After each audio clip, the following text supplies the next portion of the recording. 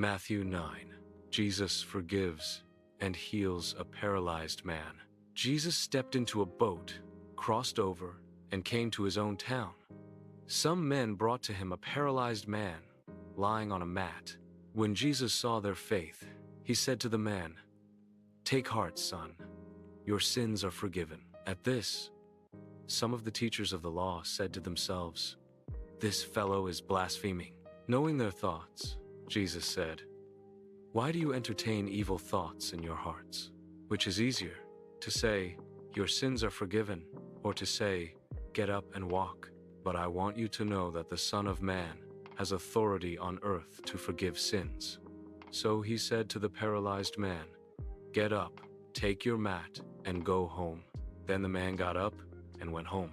When the crowd saw this, they were filled with awe, and they praised God, who had given such authority to man. The calling of Matthew.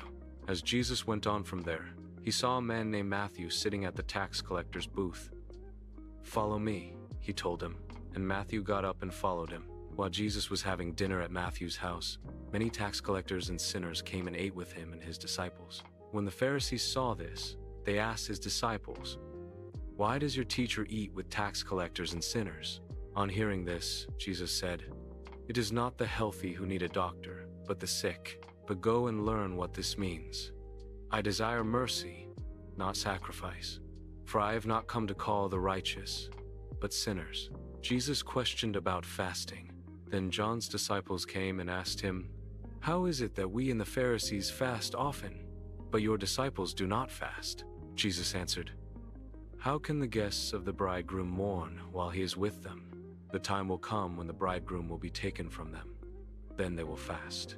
No one sews a patch of unshrunk cloth on an old garment, for the patch will pull away from the garment, making the tear worse. Neither do people pour new wine into old wineskins.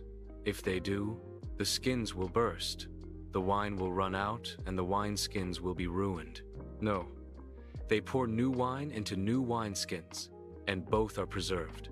Jesus raises a dead girl and heals a sick woman. While he was saying this, a synagogue leader came and knelt before him and said, "My daughter has just died, but come and put your hand on her, and she will live." Jesus got up and went with him, and so did his disciples. Just then a woman who had been subject to bleeding for 12 years came up behind him and touched the edge of his cloak. She said to herself, "If I only touch his cloak, I will be healed." Jesus turned and saw her. "Take heart, daughter," he said. "Your faith has healed you." And the woman was healed at that moment. When Jesus entered the synagogue leader's house and saw the noisy crowd and people playing pipes, he said, "Go away. The girl is not dead, but asleep." But they laughed at him. After the crowd had been put outside, he went in and took the girl by the hand, and she got up. News of this spread through all that region. Jesus heals the blind and the mute. As Jesus went on from there, 2 blind men followed him, calling out, "Have mercy on us, Son of David!" When he had gone indoors, the blind men came to him, and he asked them, "Do you believe that I am able to do this?" "Yes, Lord," they replied. Then he touched their eyes and said, "According to your faith, let it be done to you."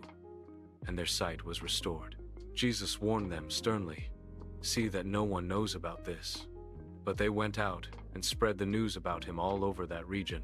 While they were going out, a man who was demon-possessed and could not talk was brought to Jesus. And when the demon was driven out, the man who had been mute spoke. The crowd was amazed and said, "Nothing like this has ever been seen in Israel." But the Pharisees said, "It is by the prince of demons that he drives out demons. The workers are few."